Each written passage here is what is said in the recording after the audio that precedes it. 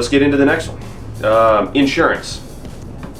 Super important question, and I can completely understand as a homeowner being cautious of the contractor that you're using.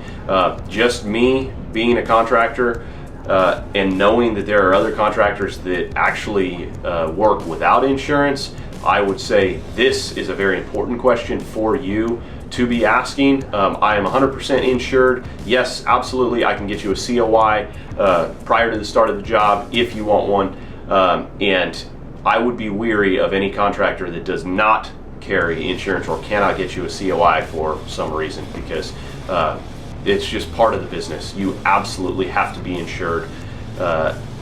It's a preventative thing, right? Just in case something crazy happens, you don't want to be stuck between a rock and a hard place because you have a contractor that doesn't carry insurance. So yes, I do carry insurance, and I can get you a COI as soon as you ask for it. It doesn't matter to me.